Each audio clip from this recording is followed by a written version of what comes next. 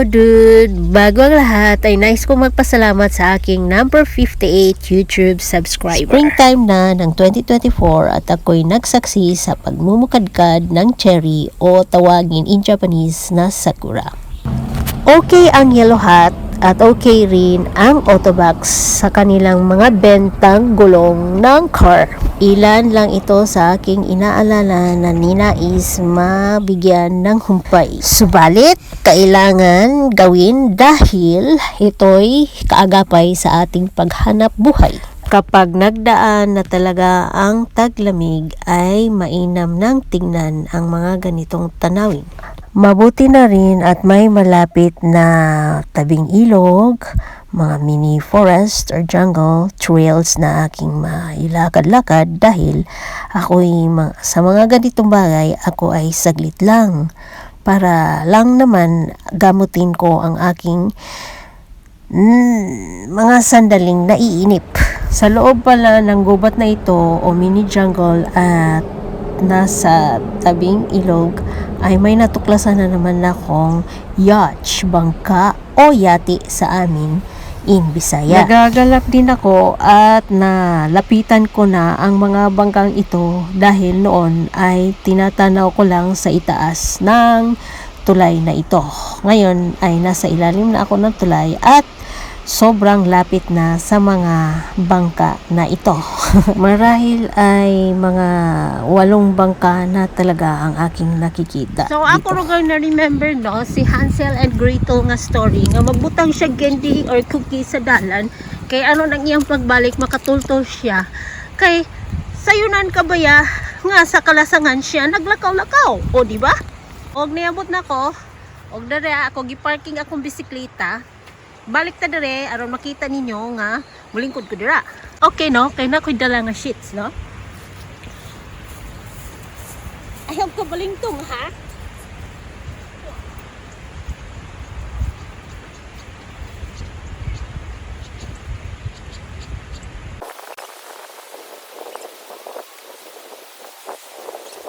Hindi no. Sagat ta dere.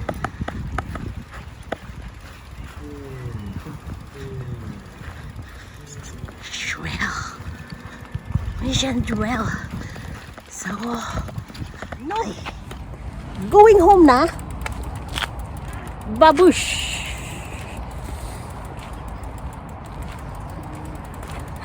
Listen na maglakaw ba backwards, no? The end.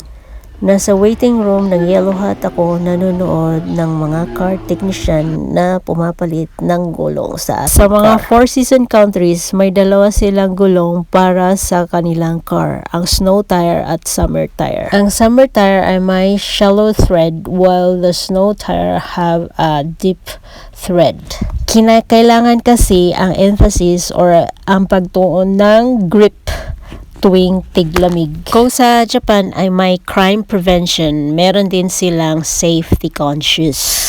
Mahaba ang paliwanag, ngunit ang safety conscious na aking ibahagi ay tungkol sa mga gulong ng mga sasakyan dito sa Japan. So, madali lang siyang malaman kung kailan nabili yung gulong kasi sa gulong pa lang ay nakatatak yung taon kung kailan mo pinapalitan ang gulong. So basically, or practical reasoning, and in Japanese word, joseki or atarimai, ay ating malalaman sa ating pananaw lang ng ating mga sa gulong ng car kung dapat na bang palitan ng bago. Pero kung ang basihan ay tungkol sa safety conscious, ang tamang pagpapalit ng gulong ay within 3 to 6 years of usage. Iba kasi ang tag-init o summer dito sa mga Four Seasons country at iba rin ang klaseng lamig dito sa Four Seasons country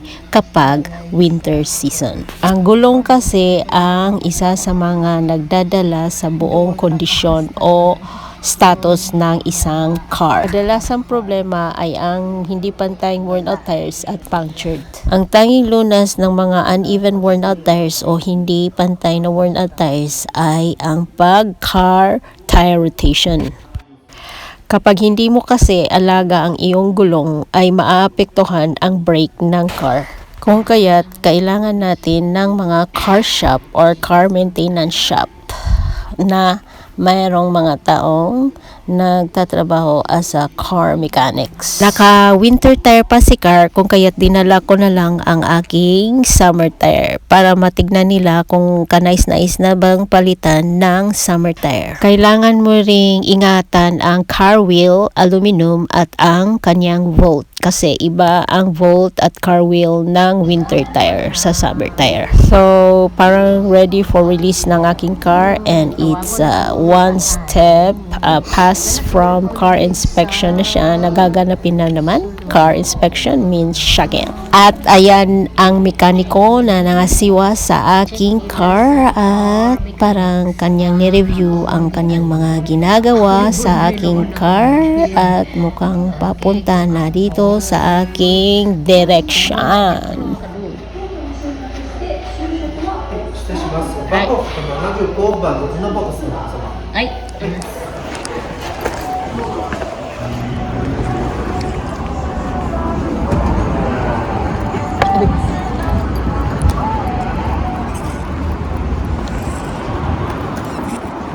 Tanong niya na kung ba ang process. タイヤ4本交換ですね。で、出しタイヤ4本交換しました。トキアスはフロント240、リアは230ですね。外したのスタッドレスタイヤは袋に入れて1、2、3、4、4本入れました。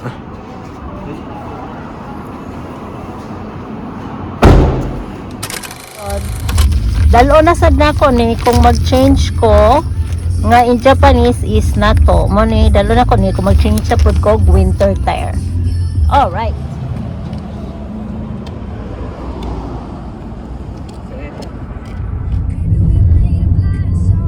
Girls' Day. Ano nga ba ang Girls' Day in Japan o Hinamatsuri? No idea, basta gusto lang namin kumain ng cake in advance na lang dahil sa December na actual birthday karawan nila ay very much busy na. Lalo na paangat na ang kanilang baitang sa pag-aaral bilang mag-aaral.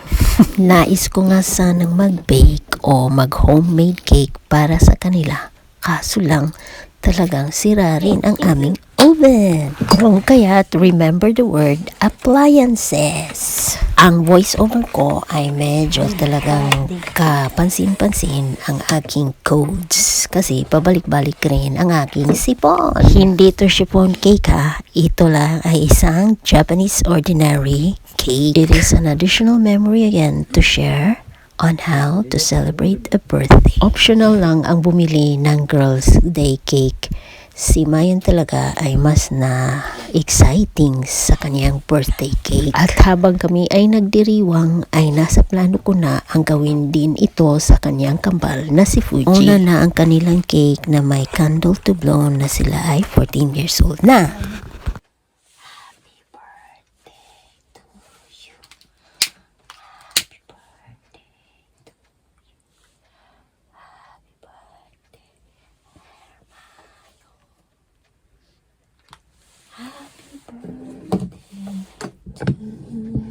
Mali. Ay. Wish wa mitsubete. Hai. Obete. Hai, fite yo.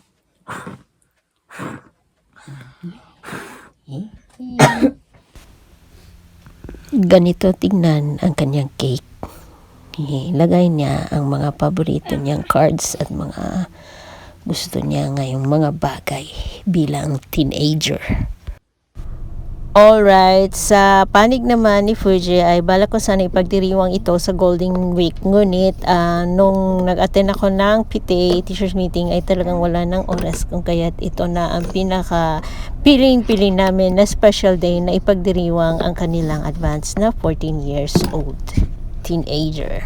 Bilang isang ina ay masaya ko nakapag-blow sila ng cake sa kanilang 14 years old. Advance lang nga, pero at least nabigyan talaga namin ng emphasis sa taong pag-angat bilang teenager hanggang sa sila'y maging adult, at saka syempre maging tulad natin sa mga kung ano-ano mang pananaw bilang isang tao dito sa mundo. So, alright, mga kadug, to finish this vlog is an accomplishment and also a gift to myself, no?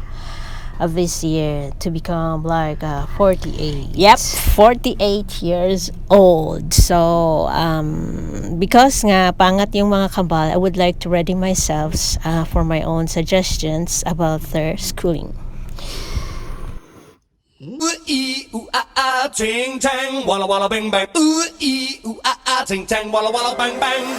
Ooh ee ooh ah ah